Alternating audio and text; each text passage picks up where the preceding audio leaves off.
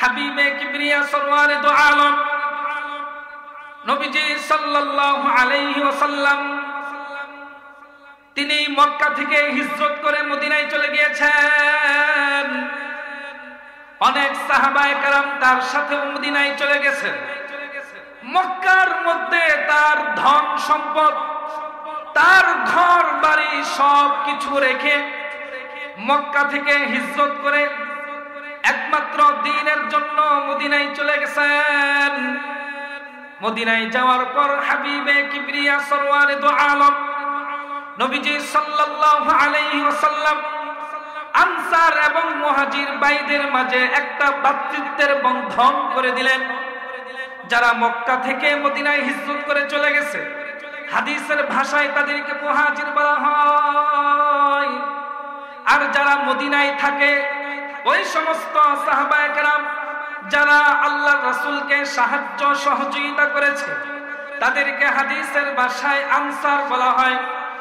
আল্লাহর নবী সাল্লাল্লাহু আলাইহি ওয়াসাল্লাম মুহাজির এবং আনসার সাহাবায়ে কেরামের মাঝে এক ধরনের ভ্রাতৃত্বের বন্ধনে আবদ্ধ করে দিলেন। বিষয়টা এমন হয়ে দাঁড়ালো, আনসার সাহাবী যার দুইটা ঘর আছে এসে আল্লাহর রাসূলকে বলতে লাগলো, গো আল্লাহর নবী, আমার দুইটা ঘর, একটা ঘর আমার ভাই মুহাজির ভাইয়ের জন্য ছেড়ে দিলাম। বলেন না সুবহানাল্লাহ। ওগো আল্লাহর নবী, আমার অনেক ব্যবসা বাণিজ্য রয়েছে। ওগো আল্লাহর নবী, মুহাজির ভাইয়ের জন্য আমার ব্যবসার মধ্যে অংশীদার সাব্যস্ত করতে চাই। অনেক সাহাবায়ে কেরাম এসে বললেন, ওগো আল্লাহর নবী, আমার দুইজন স্ত্রী রয়েছে। আমার কোন মুহাজির ভাই যদি ইচ্ছা পোষণ করে, আমার কোন স্ত্রীকে যদি সে পছন্দ করে, তাহলে সে আমাকে বলো, আমার স্ত্রীকে তালাক দিয়ে দিব, আর ওই মুহাজির ভাই আমার স্ত্রীকে বিবাহ করে নিবে। বলেন না সুবহানাল্লাহ। এই যে মুহাব্বত, ভালোবাসা দুনিয়ার কোনো বাহবা পাওয়ার জন্য নয়, এর পিছনে একমাত্র কারণ হলো আল্লাহ তাআলাকে রাজি খুশি করা। কথা বলেন ঠিক কিনা? আমিরুল মুমিনিন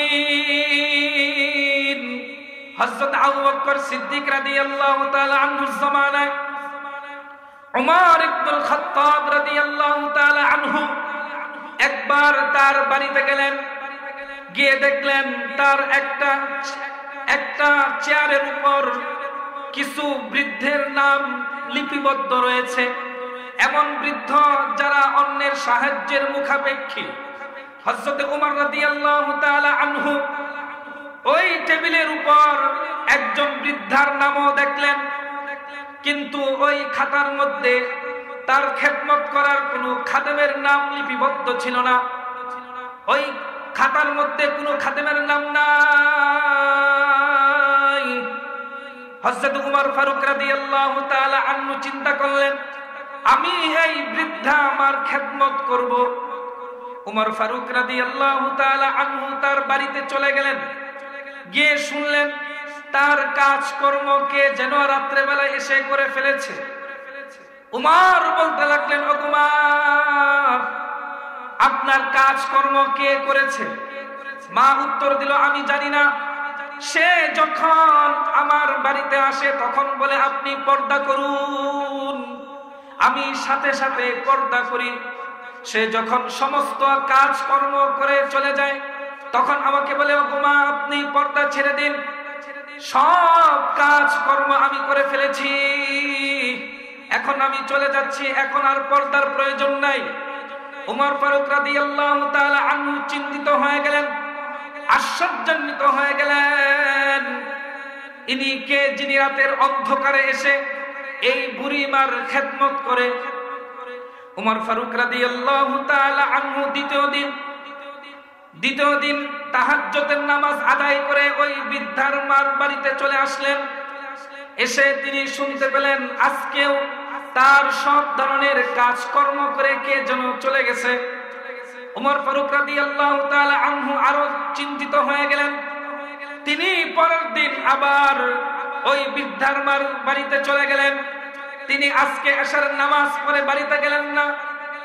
এশারের নামাজ আদায় করে সরাসরি ওই বৃদ্ধার মার বাড়িতে চলে গেলেন। রাতের অন্ধকারে তিনি লুকিয়ে আছেন। তিনি আজকে দেখবেন কে এই বুড়িমার খেদমত করে রাতের অন্ধকারে। উমর ইবনুল খাত্তাব, একজন আল্লাহর ওলি, আল্লাহর নবীর একজন বিশিষ্ট সাহাবী, জলিল কদর সাহাবী উমর ইবনুল খাত্তাব। উমর ইবনুল খাত্তাব রাদিয়াল্লাহু তাআলা আনহু লুকিয়ে আছেন। রাত যখন গভীর হয়ে গেল, মানুষ যখন নিদ্রায় চলে গেল, তখন কে যেন খালি পায়ে রাতের অন্ধকারে ওই বৃদ্ধা মায়ের বাড়ির দিকে যাচ্ছে। উমর ফারুক রাদিয়াল্লাহু তাআলা আনহু পিছন দিয়ে ডাক দিয়ে বললেন, মান আনতা, আপনি কে? উত্তর দেওয়া হলো, আনা আবু বকর সিদ্দিক, আমি আবু বকর সিদ্দিক। বলেন না সুবহানাল্লাহ। উত্তর দিল, আমি আবু বকর সিদ্দিক। উমর ফারুক রাদিয়াল্লাহু তাআলা আনহু বললেন, ইয়া আমিরুল মুমিনিন, হে আমিরুল মুমিনিন, আপনি তো আমাদের দেশের শাসক, আপনি রাতের অন্ধকারে খালি পায়ে ওই বৃদ্ধা মায়ের খেদমত করার জন্য যাচ্ছেন, ও আমিরুল মুমিনিন, অথচ আপনার পায়ের মধ্যে কোনো জুতা নাই। কি কারণে আপনি জুতা ছাড়া রাতের অন্ধকারে আপনি হাঁটাচলা করছেন? সিদ্দিক আকবর রাদিয়াল্লাহু তাআলা আনহু বলতেছেন, দেখো, আমি যদি জুতা পরিধান করি, রাতের অন্ধকারে মানুষের বাড়ির পাশ দিয়ে চলাফেরা করি, তাহলে আমার পায়ের জুতার শব্দের কারণে হয়তো কোনো মানুষের ঘুম ভেঙে যাবে। এর জন্য আমি আবু বকর সিদ্দিক রাতের বেলায় যখন চলাফেরা করি, আমি পায়ের জুতা খুলে তারপর আমি চলাফেরা করি। বলেন না সুবহানাল্লাহ। এই যে আবু বকর সিদ্দিক রাদিয়াল্লাহু তাআলা আনহু একজন বৃদ্ধা মহিলাকে ভালোবেসেছেন, মহব্বত করে তার খেদমত করেছেন, এর পিছনে দুনিয়ার কোনো বাহবা পাওয়ার জন্য নয়, এর পিছনে মানুষ তাকে ভালো মানুষ বলবে এই আশাই নয়, বরং একমাত্র আল্লাহ তাআলাকে রাজি খুশি করার জন্য রাতের অন্ধকারে খালি পায়ে তার বাড়িতে গিয়ে সব ধরনের কাজকর্ম করতেন। এর পিছনে কারণ একটাই, যে আল্লাহ আমার উপর সন্তুষ্ট হয়ে যাক, আমি এই বৃদ্ধা মাকে মহব্বত করি। এর পিছনে কারণ একটাই, আল্লাহ তাআলাকে সন্তুষ্টি করা। কথা বলেন ঠিক কিনা? ঠিক কিনা? এজন্য ভালোবাসতে হবে একমাত্র কার জন্য? সবাই বলেন কার জন্য? আল্লাহ তাআলার জন্য। ভাইরা আমার, ইমাম যাইনুল আবিদিন রাহমাতুল্লাহি আলাইহি, তিনি একজন আল্লাহর ওলি ছিলেন। তিনি এক সময় মৃত্যুবরণ করলেন। এলাকার মানুষ তাকে গোসল দেওয়ার জন্য তার বাড়িতে চলে আসলো। গোসল দিতেছে, তার ঘাড়ের মধ্যে একটা কালো দাগ দেখা গেল। যারা গোসল দিচ্ছে তারা জিজ্ঞাসা করতে লাগলো, যাইনুল আবিদিন রাহমাতুল্লাহি আলাইহি ঘাড়ের মধ্যে এটা কিসের দাগ? সন্তানকে জিজ্ঞাসা করা হলো, সে বলল, আমরা কিছুই জানি না। স্ত্রীকে জিজ্ঞাসা করা হলো, স্ত্রীও বলল, আমি কিছুই জানি না এটা কিসের দাগ। যাই হোক, তাকে গোসল দেওয়া হলো, কাফনের কাপড় পরিধান করানো হলো, জানাজা হয়ে গেল, দাফন করা হলো। কিছুদিন পর এলাকার কিছু অসহায় মুরব্বী, বৃদ্ধ বৃদ্ধা, এমন কিছু অসহায় গরিব মানুষ খুঁজতে লাগলো। রাস্তার ধারে ধারে চিৎকার করে বলতে লাগলো, আমাদের সাহায্যকারী কোথায়? আমরা তো তাকে খুঁজে পাচ্ছি না। শেষ পর্যন্ত মানুষ বুঝতে পারলো, আরে এরা তো যাইনুল আবিদিন রাহমাতুল্লাহি আলাইহিকে খুঁজতেছে। যে যাইনুল আবিদিন রাহমাতুল্লাহি আলাইহি মরু প্রান্তরে যারা অসহায় দুর্বল, তাদের জন্য রাতের অন্ধকারে পানির মশক ঘাড়ে বহন করে মানুষের বাড়িতে বাড়িতে পানি পৌঁছিয়ে দিতেন। বলেন সুবহানাল্লাহ। এই যে যাইনুল আবিদিন রাহমাতুল্লাহি আলাইহি মানুষের খেদমত করতেন, মানুষকে ভালোবেসে খেদমত করতেন, এর পিছনে মানুষের বাহবা পাওয়ার জন্য নয়। সে চিন্তা করেছে এই ভালোবাসার পিছনে সন্তুষ্টি থাকবে একমাত্র কার? সবাই বলেন, চিল্লায় বলেন কার? আরো জোরে চিল্লায় বলেন কার? আল্লাহ তাআলার সন্তুষ্টি থাকবে। এজন্যই তিনি এই কাজটাকে গোপন করেছেন, ওপেন করেননি, মানুষের সামনে সেটা প্রকাশ করেননি, তিনি গোপন রেখেছেন। কারণ উদ্দেশ্য তো মানুষের থেকে বাহবা পাওয়ার জন্য নয়, উদ্দেশ্য হলো মাওলাকে রাজি খুশি করা। কথা বলেন ঠিক কিনা? ঠিক কিনা? এজন্য ভালোবাসতে হবে কার জন্য? সবাই বলেন কার জন্য? আল্লাহ তাআলার জন্য মহব্বত করতে হবে। উমর ফারুক রাদিয়াল্লাহু তাআলা আনহু আমিরুল মুমিনিন, তার শাসনামলে একদিন তার সাথীদেরকে বলতে লাগলেন, আমরা তো প্রতিদিন শহরের ভিতরের অবস্থা খবর নেই, আজকে চলো আমরা রাতের অন্ধকারে বাহিরে যাই, দেখি কে কি অবস্থায় আছে। উমর ফারুক রাদিয়াল্লাহু তাআলা আনহু রাতের অন্ধকারে মদিনা থেকে বের হয়ে গেলেন। সামনে একটা তাবু পড়লো, তাবুর সামনে একজন লোক বিষণ্ণ অবস্থায় বসে আছে। আমিরুল মুমিনিন ওমর ইবনুল খাত্তাব রাদিয়াল্লাহু তাআলা আনহু তার কাছে গেলেন, গিয়ে জিজ্ঞাসা করলেন, ও ভাই, তুমি এখানে কেন বিষণ্ণ অবস্থায় বসে আছো? ওই ব্যক্তি বলতে লাগলো, আমি একজন মুসাফির, আমার আত্মীয় স্বজন নাই এখানে, আমার কাছে কোনো ধন সম্পদ নাই, আমার কাছে কোনো খাবার দাবার নাই, আমার স্ত্রী তাঁবুর মধ্যে প্রসব বেদনায় কাতরাচ্ছে, আমি এজন্য বিষণ্ণ অবস্থায় তাঁবুর সামনে বসে আছি। আমিরুল মুমিনিন উমর ইবনুল খাত্তাব রাদিয়াল্লাহু তাআলা আনহু তিনি সাথে সাথে বাড়িতে চলে আসলেন। স্ত্রীকে বললেন, আপনাকে এখনই আমার সাথে যেতে হবে, আমার এক ভাই মরু প্রান্তরে তাঁবুর মধ্যে পড়ে আছে, তার স্ত্রী প্রসব বেদনায় তাঁবুর মধ্যে কাতরাচ্ছে। বিবি তৈরি হয়ে গেল। ওমর ইবনুল খাত্তাব রাদিয়াল্লাহু তাআলা আনহু তিনি রাষ্ট্রীয় কোষাগার থেকে আটার বস্তা, ময়দার বস্তা, আরো যা যা কিছু লাগে মাথায় তুললেন, মাথায় নিয়ে স্ত্রীকে নিয়ে চলতে লাগলেন। তাঁবুর সামনে এসে স্ত্রীকে তাঁবুর ভিতরে পাঠিয়ে দিলেন। ওমর ইবনুল খাত্তাব রাদিয়াল্লাহু তাআলা আনহু ওই মুসাফির ব্যক্তির সাথে কথাবার্তা বলতেছেন। মুসাফির বলতেছে, আপনি কি আমিরুল মুমিনিন ওমর ইবনুল খাত্তাবকে চিনেন? তিনি হয়তো খুব সুখের জীবন যাপন করছেন, যার কারণে তিনি আমাদের মতো লোকদের খোঁজ খবর নেওয়ার সুযোগ হয় না। তিনি আরো অনেক কথাবার্তা বললেন। উমর ইবনুল খাত্তাব রাদিয়াল্লাহু তাআলা আনহু তিনি চুপচাপ শুনতেছিলেন, কোনো কথাই বলতেছিলেন না। কিছুক্ষণ পর বিবি তাবু থেকে বলল, ইয়া আমিরুল মুমিনিন, আপনার বন্ধুকে ছেলে হওয়ার সুসংবাদ দিন। আপনার বন্ধুকে আল্লাহ তাআলা একটা সুন্দর সুদর্শন ছেলে সন্তান দান করেছেন। বলেন সুবহানাল্লাহ। আর জোরে বলেন না সুবহানাল্লাহ। ওমর ইবনুল খাত্তাব রাদিয়াল্লাহু তাআলা আনহু তিনি সামনে দাঁড়ানো। মুসাফির ব্যক্তি বুঝতে পারলো, আমি এতক্ষণ যার সাথে কথা বললাম তিনি আর কেউ নন, তিনি হলেন আমিরুল মুমিনিন ওমর ইবনুল খাত্তাব রাদিয়াল্লাহু তাআলা আনহু। তিনি ভয় পেয়ে গেলেন, প্রকম্পিত হয়ে গেলেন। উমর বলতে লাগলেন, ভয় পাওয়ার কিছু নাই, ভয় পাওয়ার কিছু নাই, আমি তোমাকে কোনো কিছুই বলবো না। কালকে তুমি আমার রাজপ্রাসাদে চলে আসো, আমার ঘরে চলে আসো, আমি তোমার এবং তোমার পরিবারের জন্য সব ধরনের খাবারের ব্যবস্থা করে দিব। এই যে একটা মহাব্বত, ভালোবাসা উমর ফারুক রাদিয়াল্লাহু তাআলা আনহু তার জনগণের প্রতি যে ভালোবাসা, মহাব্বত প্রকাশ করেছে, এর পিছনে অন্য কোনো উদ্দেশ্য ছিল না। উদ্দেশ্য একটাই ছিল, সেটা হলো আল্লাহ তাআলাকে রাজি খুশি করা। কথা বলেন ঠিক কিনা?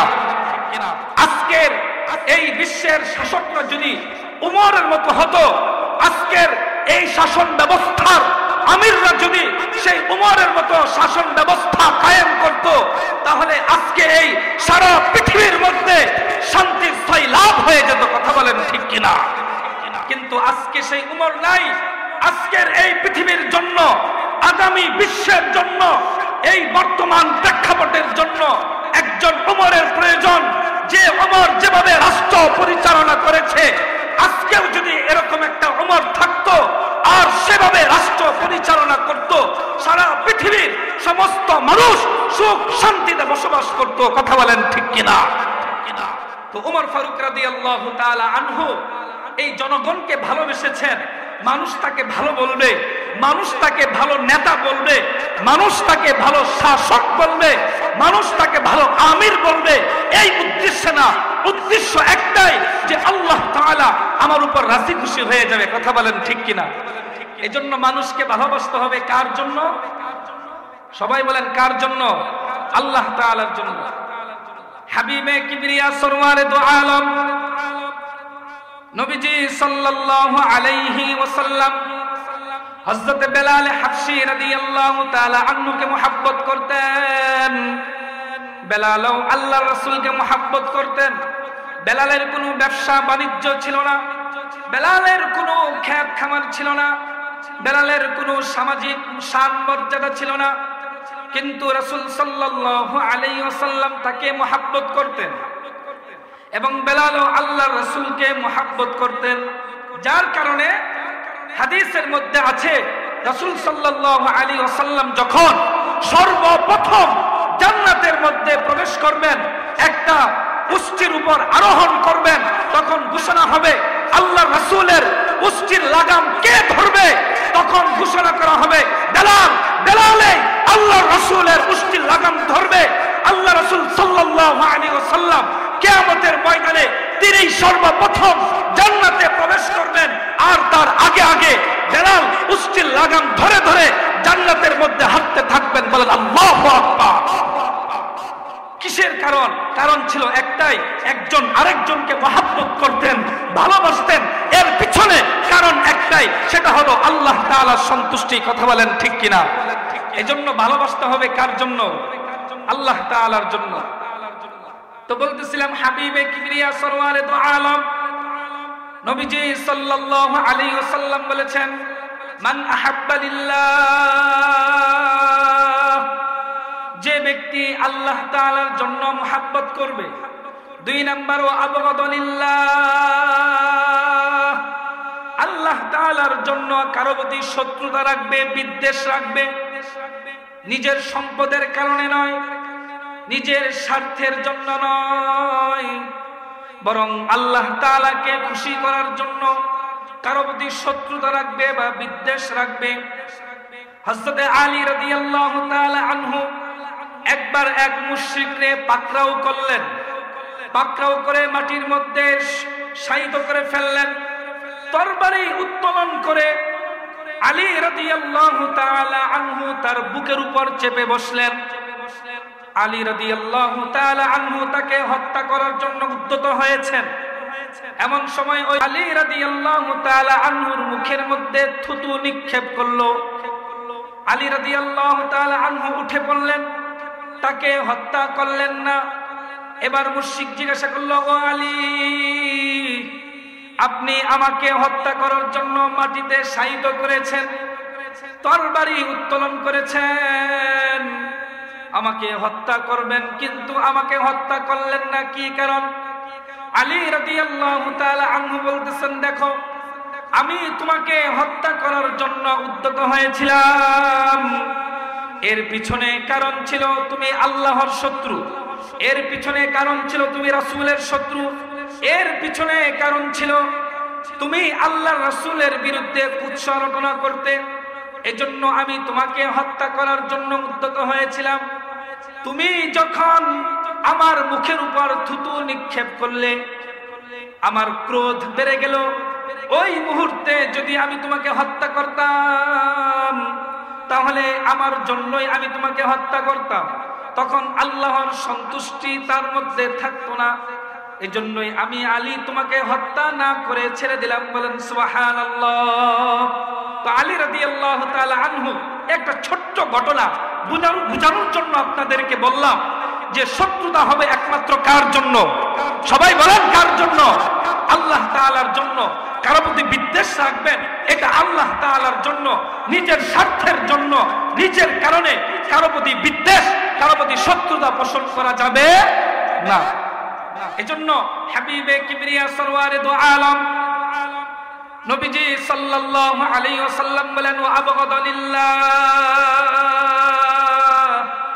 কোন ব্যক্তি আল্লাহ তাআলাকে রাজি খুশি করার জন্য কারো প্রতি বিদ্বেষ পোষণ করবে, হাবিবে কিবরিয়া সরওয়ারে দো আলম নবীজি সাল্লাল্লাহু আলাইহি ওয়াসাল্লাম বলেন, ওয়া আ'তা লিল্লাহ, আল্লাহর জন্য কেউ কাউকে দান করবে, সদকা করবে।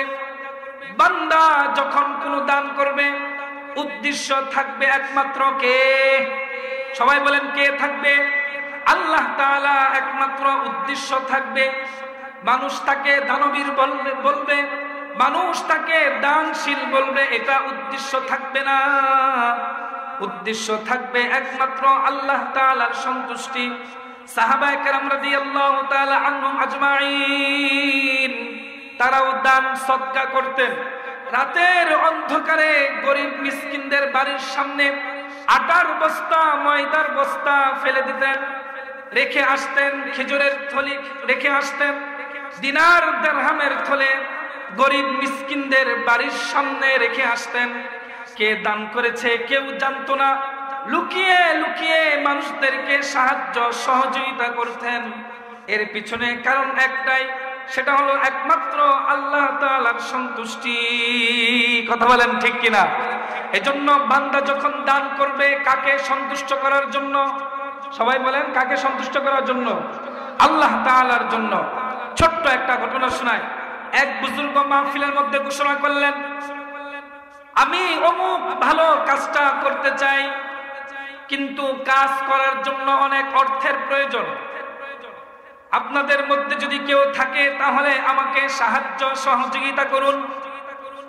এক যুবক দাঁড়িয়ে গেল, মোটা অঙ্কের কিছু টাকাও সদকা করে দিল। বুজুর্গ ব্যক্তি খুব খুশি হয়ে গেলেন এবং ওই যুবকের জন্য দোয়া করলেন। ওই বুজুর্গ আরেক মাহফিলে ঘোষণা করলো, আমি অমুক কাজের জন্য আপনাদের কাছে কিছু অর্থ চেয়েছিলাম, ওই যুবক আমাকে এত পরিমাণ টাকা দিয়েছে। ঘটনাক্রমে ওই যুবক ওই মাহফিলে উপস্থিত ছিল। যুবক দাঁড়িয়ে বলতে লাগলো, ইয়া ওয়ালিয়ার রহমান, ওগো আল্লাহর ওলি, আমি আপনাকে অর্থ দিয়েছিলাম একমাত্র আল্লাহ তাআলাকে রাজি খুশি করার জন্য। আমি আপনাকে অর্থ দিয়েছিলাম, কিন্তু আমি আমার পিতা থেকে সেই অর্থ দেওয়ার অনুমতি নেইনি।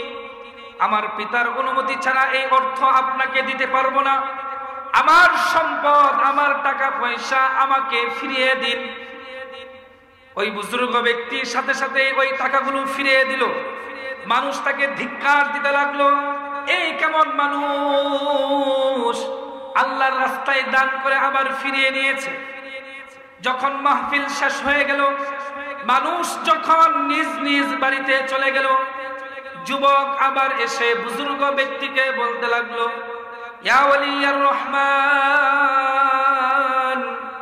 ওগো আল্লাহর বান্দা, আমি আপনাকে টাকা দিয়েছিলাম, এর পিছনে একমাত্র উদ্দেশ্য ছিল আল্লাহ তাআলার সন্তুষ্টি, কিন্তু আপনি আমার নাম প্রকাশ করে দিয়েছেন। এজন্য আমার আমল বাঁচাতে মানুষের সামনে আমি আমার টাকাগুলো ফেরত নিয়েছি। ইয়া ওয়ালিয়ার রহমান, আবার এই টাকাগুলো আমি আপনাকে দিচ্ছি, কিন্তু আপনার কাছে অনুরোধ থাকবে, আমি যে আপনাকে এই অর্থ দিয়েছি, এই অর্থের কথা আপনি কারো কাছে প্রকাশ করবেন না। বলেন সুবহানাল্লাহ, জোরে বলেন না সুবহানাল্লাহ। আপনাদের কি কষ্ট হইতেছে? কষ্ট হইতেছে আপনাদের? চিল্লায় বলেন সুবহানাল্লাহ। তো এই ব্যক্তির পিছনে উদ্দেশ্য কি? উদ্দেশ্য একটাই, যে আমার এই দান শুধু একমাত্র কাকে খুশি করা? সবাই বলেন কাকে খুশি করা? আল্লাহ তাআলাকে সন্তুষ্ট করা। আর কোন উদ্দেশ্য ছিল না। আল্লাহ তাআলাকে সন্তুষ্ট করার জন্যই তিনি গোপনে দান করেছেন। তিনি গোপনে আল্লাহ আল্লাহ তাআলা সন্তুষ্টি অর্জন কামনা করেছেন। আজকের মানুষ দান করে, তারাও দান করত, আমরাও দান করি। এর অর্থ এই নয় যে প্রকাশ্যে দান করা যাবে না। প্রকাশ্যে দান করা যাবে যদি আপনার কলবের মধ্যে শয়তান ধোঁকা না দেয়, আরে তুই তো দানবীর, আরে তুই তো অনেক সম্পদশালী, মানুষ তোকে অনেক সম্পদশালী বলবে, অনেক দানবীর বলবে। এই ধোঁকা যদি শয়তান কলবের মধ্যে দেয়, অথবা এরকম রিয়া যদি কলবের মধ্যে চলে আসে, তাহলে আপনার জন্য প্রকাশ্যে দান করা জায়েজ নাই। আপনাকে অবশ্যই গোপনে দান করতে হবে, কারণ এই গোপনে দান করার অর্থই হলো আল্লাহ তাআলার সন্তুষ্টি কামনা করা। কথা বলেন ঠিক কিনা? এক হাদিসের মধ্যে আছে, হাবিবে কিবরিয়া সরওয়ারে দো আলম নবীজি সাল্লাল্লাহু আলাইহি ওয়াসাল্লাম বলেছেন, যে ব্যক্তি গোপনে দান করে কাল কিয়ামতের ময়দানে আরশ আজিমের নিচে সে ছায়া পাবে। বলেন সুবহানাল্লাহ। আজান হইতেছে, আমরা একটু চুপ করে বসি, আজানের পরে আবার আলোচনা হবে, একটু চুপ করে বসি। আকবার, আরো চিল্লায়ে বলেন আল্লাহু আকবার, আরো চিল্লায়ে বলেন আল্লাহু আকবার। রাসূল সাল্লাল্লাহু আলাইহি ওয়াসাল্লাম বলতেছেন, ওয়া আ'তা লিল্লাহ, দান হবে একমাত্র কার জন্য? আল্লাহ তাআলার জন্য।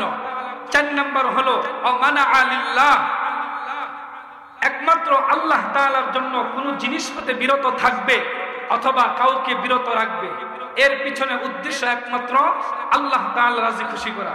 কয়েকটা দৃষ্টান্ত আপনারা শুনুন। হযরত আবু বকর সিদ্দিক রাদিয়াল্লাহু তাআলা আনহু, তিনি যখন খলিফাতুল মুসলিমিন, রাষ্ট্রের শাসক ছিলেন, সিদ্দিকে আকবর রাদিয়াল্লাহু তাআলা আনহু, তিনি রাষ্ট্রের কাজকর্ম করার কারণে ব্যবসা বাণিজ্য ক্ষেত খামার কোনো কিছুই করতে পারতেন না। রাষ্ট্রীয় কোষাগার থেকে প্রতি মাসে তিনি বেতন গ্রহণ করতেন। সিদ্দিক আকবর রাদিয়াল্লাহু তাআলা আনহু, তিনি যে বেতন পেতেন, ওই বেতন দ্বারাই কোন রকম মাস অতিবাহিত হয়ে যেত। আবু বকরের বিবি চিন্তা করলো একদিন হালুয়া রুটি বানানোর প্রয়োজন, কিন্তু যে পরিমাণ বেতন আবু বকর গ্রহণ করে, ওই পরিমাণ বেতন দিয়ে হালুয়া রুটি বানানো সম্ভব নয়। বিবি চিন্তা করলো যদি কিছুদিন একটু একটু করে জমিয়ে রাখি, তাহলে হয়তো হালুয়া রুটি বানাতে পারবো। এজন্য তিনি প্রতিদিন কিছু কিছু জমিয়ে রাখতেন। একদিন হালুয়া রুটি তৈরি করলেন, তিনি নিজেও আহার করলেন, সিদ্দিকে আকবর রাদিয়াল্লাহু তাআলা আনহুর সামনেও পেশ করলেন। সিদ্দিকে আকবর রাদিয়াল্লাহু তাআলা আনহু জিজ্ঞাসা করলেন, এই হালুয়া রুটি তুমি কিভাবে তৈরি করেছো? বিবি বলতেছে, ইয়া আমিরুল মুমিনিন, আমি প্রতিদিন কিছু কিছু জমিয়ে এই হালুয়া রুটি তৈরি করেছি। আবু বকর সিদ্দিক রাদিয়াল্লাহু তাআলা আনহু বললেন, তাহলে তো এই পরিমাণ আমার চাহিদার অতিরিক্ত এর কোনো প্রয়োজন নাই। পরের মাস থেকে আবু বকর রাদিয়াল্লাহু তাআলা আনহু ওই হালুয়া রুটি বানানো পরিমাণ অর্থ রাষ্ট্রীয় কোষাগার থেকে কমিয়ে নেন। বলেন সুবহানাল্লাহ। আজকে এমন মানুষ খুঁজে পাওয়া খুবই দুষ্কর। বেতন যদি 50,000 টাকা হয়, তাহলে এই 50-এর সাথে আরো কত যোগ করা যায় এরকম চিন্তা ভাবনাই থাকে। কথা বলেন ঠিক কিনা? কিন্তু আবু বকর সিদ্দিক রাদিয়াল্লাহু তাআলা চিন্তা করলেন, আরে আমি তো যে বেতন গ্রহণ করি, এই বেতন দিয়েই তো আমার মাস সুন্দরভাবে চলে যায়। এই যে হালুয়া রুটি তৈরি করেছে অতিরিক্ত জমিয়ে জমিয়ে, এটা তো আমার প্রয়োজন নাই। পরের মাস থেকে তিনি কমিয়ে রেখেছেন। পরের মাস থেকে তিনি ওই পরিমাণ বেতন রাষ্ট্রীয় কোষাগার থেকে গ্রহণ করেন না। এখন বর্তমানের অবস্থা তো এমন হয়েছে, মানুষ তো বেতন গ্রহণ করেই জনগণের যে টাকা রয়েছে তাদের কাছে থাকে সংরক্ষিত। তাদের দায়িত্ব হচ্ছে ওই টাকাগুলো জনগণের কাছে পৌঁছে দেওয়া, কিন্তু তারা ওই টাকা জনগণের কাছে পৌঁছে দেয় না, বরং নিজেরাই সেগুলো আত্মসাৎ করে। এমন লোকের অভাব দুনিয়ার মধ্যে অনেক বেশি। অনেক লোক এমন রয়েছে যারা নাকি এরকম জনগণের মাল আত্মসাৎ করে থাকে। কথা বলেন ঠিক কিনা? কোথায় গেল চরিত্র? হযরত আবু বকর সিদ্দিক রাদিয়াল্লাহু তাআলা আনহু এই ঈমানি জজবার কারণে তার মধ্যে যে গুণ তৈরি হয়েছে এটা এমনি তৈরি হয় নাই, বরং তার মধ্যে ঈমান দ্বারা পরিপূর্ণ ছিল, যার কারণে এমন গুণ তার মধ্যে রয়েছে, এমন গুণ তিনি অর্জন করতে সক্ষম হয়েছেন। আজকে আমাদের ঈমানের মধ্যে দুর্বলতা থাকার কারণে আমরা সব জায়গায় দুর্নীতি করি, সুযোগ পেলেই মানুষের সম্পদ আত্মসাৎ করি, সুযোগ পেলেই মানুষের টাকা পয়সা মেরে খাই। কথা বলেন ঠিক কিনা? অথচ সাহাবায়ে কেরাম রাদিয়াল্লাহু তাআলা আনহু তারাও রাষ্ট্র পরিচালনা করেছেন। আজকেও মুসলমানরা রাষ্ট্র পরিচালনা করে। তাদের রাষ্ট্র পরিচালনার মধ্যে আর আমাদের রাষ্ট্র পরিচালনার মধ্যে আকাশ পাতাল পার্থক্য। কথা বলেন ঠিক কিনা? এজন্য হাবিবে কিবরিয়া সরওয়ারে দু আলম নবীজি সাল্লাল্লাহু আলাইহি ওয়াসাল্লাম বলতেছেন, ওয়ামানা আলিল্লাহ, আল্লাহ তাআলার জন্য কোন জিনিস হতে বিরত থাকবে। হযরত উমর ফারুক রাদিয়াল্লাহু তাআলা আনহুর জামানায় কিছু গনিমতের মাল আতর হিসাবে আসলো। উমর রাদিয়াল্লাহু তাআলা আনহুর বিবি বলতেছে, ইয়া আমিরুল মুমিনিন, আমি এই আতরগুলো মানুষের মাঝে বন্টন করে দেই। উমর ফারুক রাদিয়াল্লাহু তাআলা আনহু বললেন, না না না, তোমার বন্টন করার কোনো প্রয়োজন নাই। বিবি বলতেছে, ইয়া আমিরুল মুমিনিন, আমি এমন ভাবে আতর বন্টন করব, আতর আমার শরীরের মধ্যে লাগবে না, হাতের মধ্যে লাগবে না। উমর ফারুক রাদিয়াল্লাহু তাআলা আনহু বলতেছেন, ও আমার বিবি, তুমি আতর বন্টন করবে, তোমার হাতে আতর লাগবে না, কিন্তু ওই আতরের ঘ্রাণ তোমার নাকের মধ্যে যাবে। আমি আমিরুল মুমিনিন, আমি উমর এটা কখনোই চাই না।